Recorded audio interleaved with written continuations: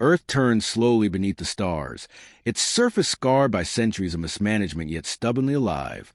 The seas were higher, forests thinner, cities patched together with desperation and ingenuity. Humanity endured, though not by grace of abundance, but through the kind of resilience that only flourished in the shadow of ruin.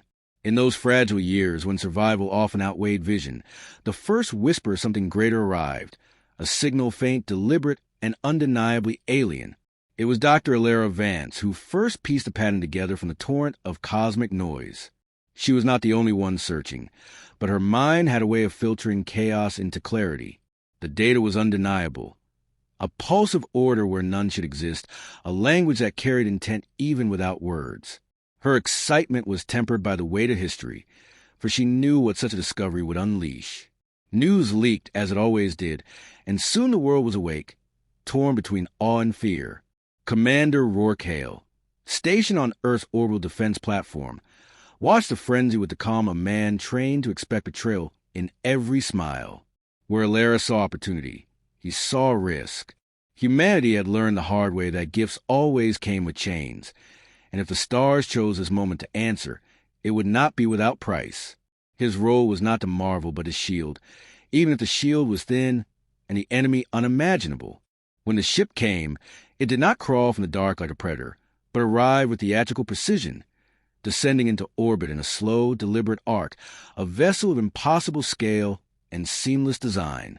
Its surface shimmered as if made of liquid metal, reflecting sunlight in blinding streaks.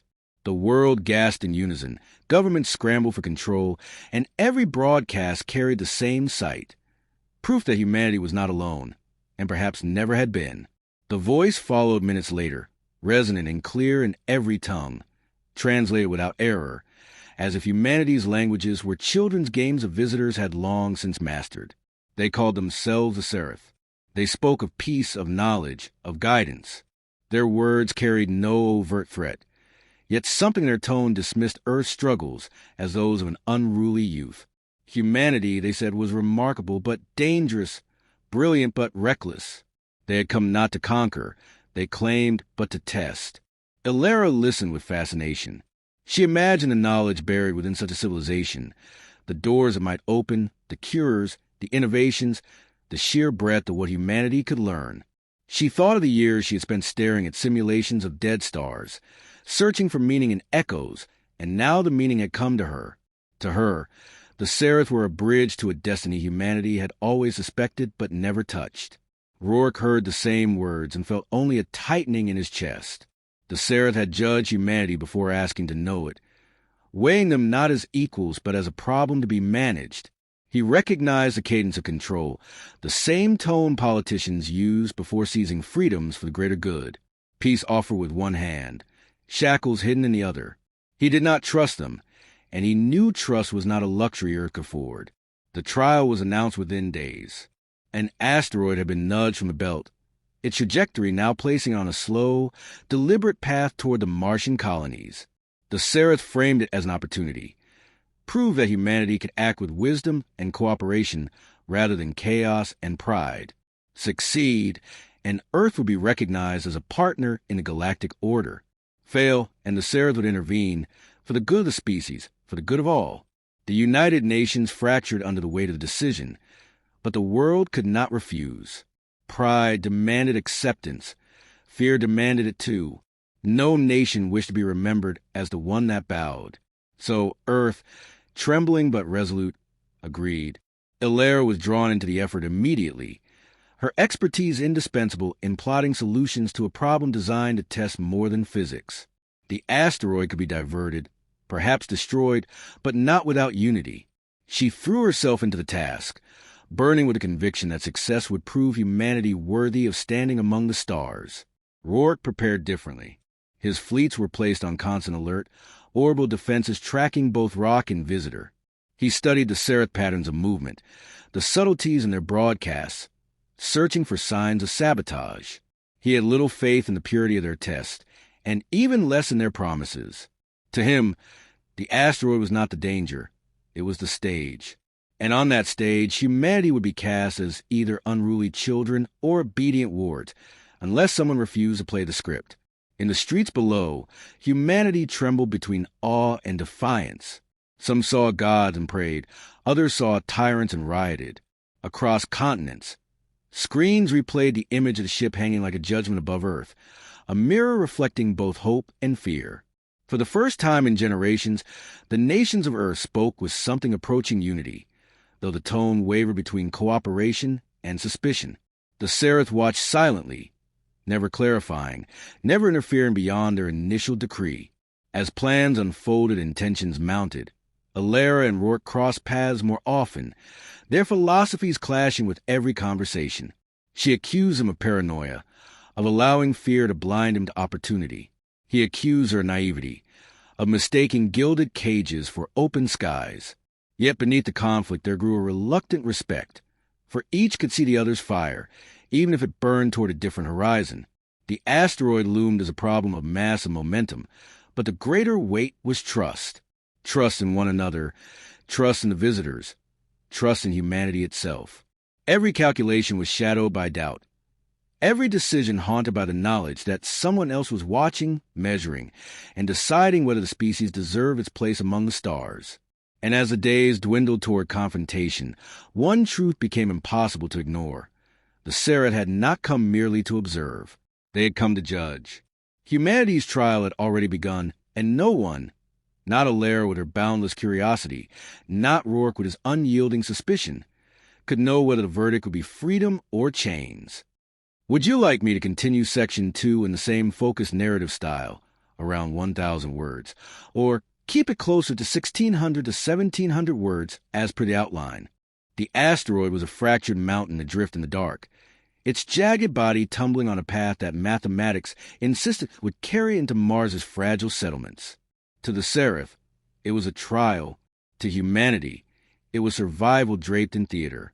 Around Earth and in orbit of the Red Planet, engineers, scientists, and soldiers gathered in a frenzy of cooperation rarely seen in history. Nations that had once warred over dwindling resources now shared schematics and fuel reserves, not out of goodwill, but because failure would shame them all under alien eyes. Dr. Alara Vance lived among the numbers, her hands constantly on simulation arrays, her eyes red from sleepless nights. Every trajectory she plotted carried threads of hope and risk. The Seraph had framed the asteroid as a test of wisdom, but the challenge was designed with cruel elegance. Diverting its course required precision humanity had never before achieved at such scale. Still, she refused to spare. For her, this was a chance to show that Earth's scars had hardened into resolve. Every equation solved was a declaration. Humanity was not a child to be judged, but a species ready to claim the stars. Commander Rourke Hale saw the effort differently. He patrolled the defense stations, drilling his crews, reviewing orbital weapons, and studying Seraph behavior. They had been silent since delivering their decree, but silence itself was a message. Rourke believed the asteroid was only part of the trial. The true test lay in whether humanity would kneel when the Seraph tightened their grip. He prepared for sabotage, for sudden strikes, for possibility that the aliens had never intended to allow victory. His caution earned him whispers of paranoia. Yet his soldiers trusted his instincts, for they had learned that fear often kept men alive. The first attempt to stabilize the asteroid spin faltered. Fusion drives ignited, but the rock cracked further under stress, shedding fragments that streaked past Mars like glowing embers. Panic swept through mission control. Alara argued that adjustments were still possible, that the asteroid could be redirected in pieces if not whole. But beneath the determination was a gnawing doubt. The data hinted at interference, small anomalies in the asteroid momentum that could not be explained by physics alone. Someone, or something, was making the task harder. Rourke seized on the suspicion immediately. "They don't want us to succeed," he told Alara during a tense meeting in orbit. His voice carried the weight of a man certain he was right. "This isn't a test, it's a performance. They want us desperate, united under their shadow, until we beg them to intervene." Alara countered, her tone sharp. That paranoia would only fracture the already fragile cooperation between nations. "If we turn against each other now, we lose without them lifting a finger," she warned. Their argument ended in silence, the divide between them as vast as the gulf between Earth and Mars. Despite the setbacks, Improvisation flourished. Old propulsion designs, once shelved as too crude, were dusted off and reimagined. Nuclear pulse engines, relics of a bygone era, were coupled with modern AI navigational systems to create solutions no single nation had envisioned.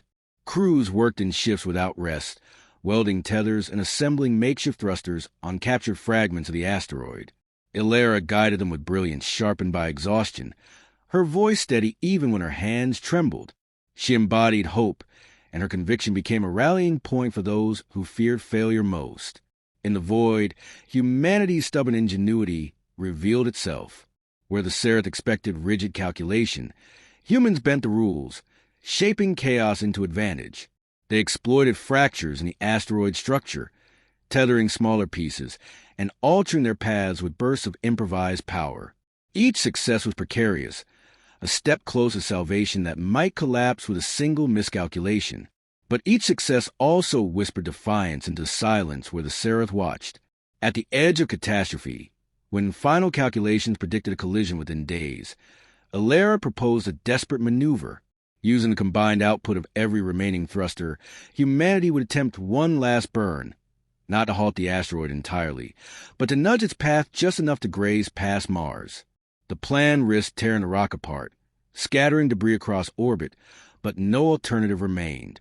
Against his instincts, Rourke agreed, deploying fleets to shield the colony should fragments rain down. For once, their opposing perspectives aligned. Survival demanded risk. The engines roared in unison, streaks of artificial fire blooming in the void. Time slowed as sensors tracked the shift, calculations raced, and hearts held breath. The asteroid groaned under the stress, fractures widening, but momentum bent by the smallest margin. Hours later, the verdict arrived. The rock would miss Mars by less than 100 kilometers. A near disaster, yet a success. Cheers erupted across stations and colonies, voices breaking under the release of terror. Humanity had done what the Seraph demanded. It had acted together, innovated, endured. Yet when the Seraph spoke again, their response was neither congratulation nor warmth. Their voice was calm, their words deliberate. The asteroid, they said, had never been the true trial. The test lay in what humanity had revealed of itself. Brilliant but reckless, united but volatile. They had proven their nature, and in that proof lay danger. The silence that followed struck deeper than any asteroid could. Triumph soured into unease. Ilera felt the weight of the alien's judgment pressing against her pride, as though every achievement had been twisted into evidence of unfitness. Rourke's grim expression told her he had expected nothing less. Humanity had won, yet the victory tasted of ash. Still, beneath the shadow of alien judgment, something had shifted. Humanity had glimpsed its own strength. Not the gift of alien benevolence, but born from desperation, courage, and a refusal to yield. The Seraph had sought to measure them, but in the process, they had forced Earth to remember what it was capable of. As celebrations faded into unease, Ilera and Rourke both sensed the same truth, though from different angles. The real conflict had only just begun, and it would not be fought with asteroids, but with the fate of humanity's freedom itself. Do you want me to carry Section 3 forward in the same 1,000-word style, or should I match it closer to the original outline length of 1,600 to 1,700 words for a fuller arc?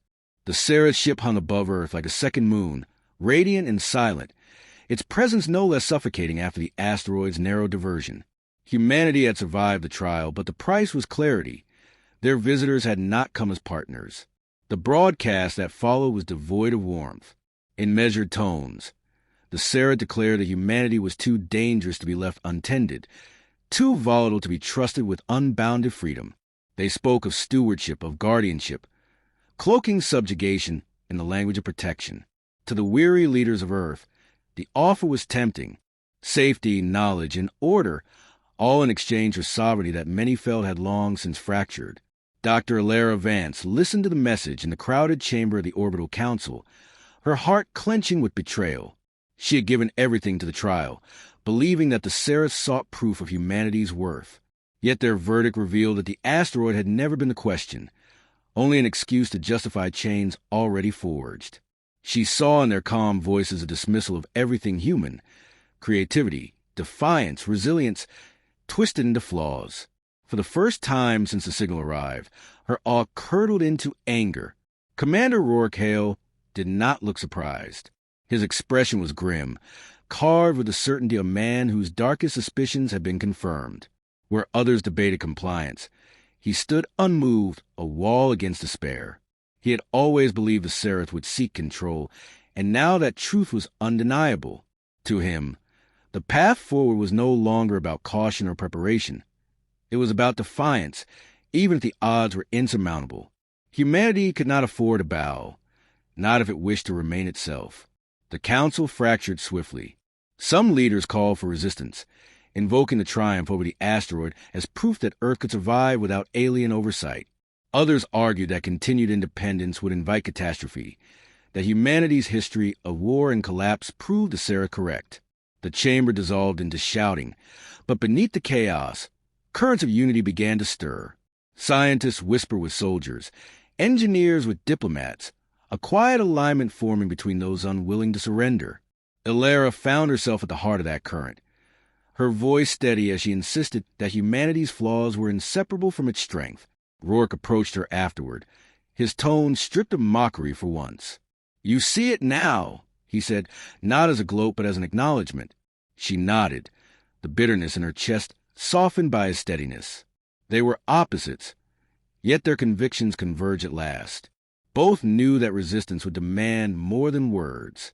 Plans unfolded in the shadows of orbit and cities alike. The Seraph watched, confident in their superiority, blind to the ingenuity blooming beneath their gaze. Human engineers began dissecting scraps of alien technology gleaned from stray transmissions and harmless probes. Illyra oversaw the adaptations. Her scientific brilliance turned now toward defiance. Rourke drilled his fleets, disguising preparations as routine patrols. Old technologies long considered obsolete were fused with fragments of alien knowledge, creating weapons and systems neither purely human nor fully Seraph. They were crude, volatile, but unmistakably theirs. When the confrontation came, it was not a battle of equals. The Seraph ship, vast and ancient, dwarfed humanity's fleets. Yet the humans struck first, seizing the initiative the Seraph had never believed them bold enough to claim. Hacks slipped into alien systems through channels dismissed as primitive. Hybrid weapons fired with reckless precision, disrupting shields not yet tested against such unpredictable assaults. Rourke's fleet surged forward, battered but relentless, their movements erratic in ways the Seraph found impossible to predict. The battle was not won through strength, but through audacity. Humanity could not destroy the Seraph, but it could unsettle them. The aliens, so certain control, found themselves confronted with a truth they had underestimated. Unpredictability was power. Illyra's voice carried across the comms, not as a plea but as a declaration, broadcast into the void for every listening ear. Humanity would not kneel. They would stumble, fall, and rise again, but never surrender the right to choose their path. The Seraph withdrew, not defeated, but disquieted. Their final transmission was neither threat nor concession, but warning. "You are dangerous," they said, their voices threaded with unease. "Others will come. They will not be as patient." And then, as suddenly as they had arrived, they were gone, their ship vanishing into the black, leaving Earth scarred but unbroken. Silence followed, heavier than before. Humanity stood staring at the stars, no longer ignorant of what lay beyond, no longer naive about how it would be seen. Some wept in relief, others in fear. Yet amid the uncertainty, pride stirred. For once, humanity had spoken with one voice, not a compliance, but defiance. Illyra looked out from the station viewport, her reflection blurred against the planet below.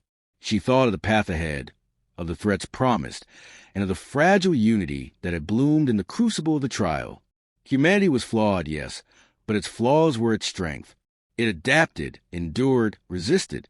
That resilience was not something to be hidden, but to be carried into the stars like a banner. Rourke joined her, silent at first, his gaze fixed on the dark where the Seraph ship had vanished. When he finally spoke, his words were quiet but resolute. "We'll need to be ready. Next time, it won't be a test." Illyra met his eyes, finding not cynicism but conviction. And for the first time, she believed they might endure whatever came. The stars had judged them, and found them dangerous. Humanity would make that danger a promise. Would you like me to now compile all 3 sections into a seamless single narrative, about 3,000 words total, each trimmed to 1,000? So it reads like a continuous short novel rather than separate parts? The days after Sarah's departure were not filled with relief, but with a strange, taut quiet. Humanity had driven back an ancient power without surrender, yet their victory felt like standing on the edge of a storm. Every broadcast replayed the Saratha's last words. Others will come, until the phrase became a specter whispered in every household, every council, every military wardroom.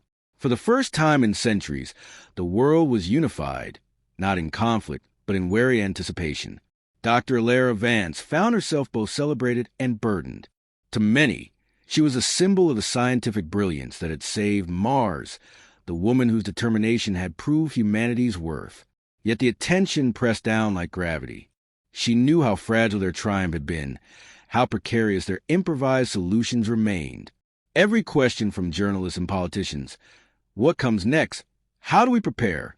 Stabbed at her with the reminder that they had stared down only one test, and that the true gauntlet still lay ahead. She buried herself in research, tearing into alien data fragments harvested during the confrontation, seeking patterns, weaknesses, clues of what awaited beyond the stars. Each breakthrough brought both satisfaction and dread. For the more she uncovered, the clearer it became that the Seraph had been only the edge of a vast, cold tapestry. Commander Rourke Hale wore his unease like armor. He had led humanity's fleets into defiance, proved their courage in the face of a superior foe, but he knew pride was as dangerous as fear. The Seraph had retreated not because they were defeated, but because they had been unsettled. That kind of retreat would not happen again. Others would come with sharper claws and less patience. He drove his crews harder than ever, turning victory into discipline, hammering into them the truth that complacency was death. To his soldiers, he was both inspiration and warning, a commander who demanded they prepare not for glory but for survival. In the growing vacuum of certainty, factions began to stir. Some argued for expansion, to seize the momentum and carry humanity outward before new watchers arrived. Colonists on Mars and the orbital stations pushed for independence from Earth's governments, claiming they were the new front lines and deserved to chart their own path. Others, haunted by the memory of the Saratha's vast vessel blotting out the stars, argued for caution, for building walls rather than burning fuel into the abyss. Unity held, but barely, a fabric stretched tight by conflicting visions. Alara and Rourke met often in these turbulent days, their once opposed philosophies now fused into a reluctant partnership. She brought the drive to seek, to push forward, to believe in humanity's potential. He brought the discipline to resist, to temper ambition with vigilance. They did not always agree, but in their conflict there was balance. And in that balance, others began to find a measured direction. Together, they represented the paradox of humanity itself, reckless dreamers and wary defenders bound into one species. The first true test of that paradox came without warning. From the cold beyond Saturn, a new object entered the system, its vector unnatural, its silence unnerving. Unlike the Seraph, it broadcast no greeting, made no demands. It drifted inward like a blade of obsidian, absorbing light rather than reflecting it. Fear rippled through the colonies as speculation grew. Was it another Seraph emissary, or something worse? The object's silence was more threatening than any proclamation. The council fractured again. Some argued for immediate attack, others for restraint.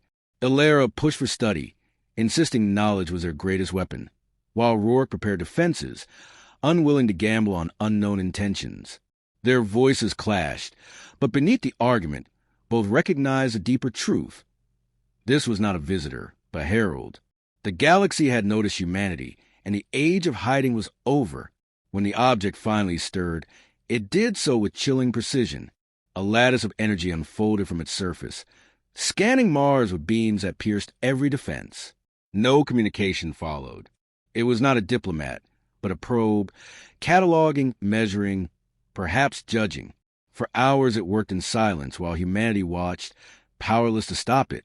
Then, as suddenly as it had begun, it folded in on itself and vanished into the void, leaving no trace but the terror it had sown. The event shattered illusions of safety. The Seraph had been patronizing, but at least they had spoken. Whatever had sent the probe had no interest in parley. Ilara felt the weight of that silence more than any word. It was the indifference of something vast, something that might not even consider humanity a subject worth conversation. Rourke responded with immediate escalation, mobilizing fleets, demanding construction of weapons and defenses humanity barely had the capacity to build. The world followed, because fear was a stronger unifier than pride. Yet amid the fear, something else grew. For every voice that called for submission, there were two more that demanded strength. Humanity had been underestimated before, and it had survived by becoming unpredictable. The probe's appearance galvanized that spirit. On Earth and Mars, in orbit and deep space stations, people worked with fervor that was more than survival. It was defiance. They would not wait to be judged again. They would prepare, not as subjects, but as rivals. Ilara stood once more at the viewport of the orbital station, staring into the endless dark where the probe had vanished. She felt a familiar pull of fear, the same dread that had weighed on her when the Seraph ship loomed overhead. Yet beneath it was something stronger, something the Seraph had failed to extinguish. Conviction. Humanity was flawed, reckless, unpolished, but it was alive with fire that no alien measure could reduce to numbers. That fire had carried them through collapse, through trial, through judgment. It would carry them still. Rourke joined her, his expression as hard as the steel beneath their feet. He said nothing at first, only watched the stars with the patience of a soldier who knew battles came in waves. Finally, his voice broke the silence. "We've been noticed. Now we make sure we're never forgotten." Ilara nodded, her resolve mirrored in his. The stars waited, vast and indifferent. Somewhere beyond, others stirred, drawn by the spark of a species too stubborn to die. Humanity stood at the threshold, scarred but unbroken, preparing not for mercy, but for the inevitability of conflict. They had been judged dangerous. Now they would show the galaxy exactly what that meant.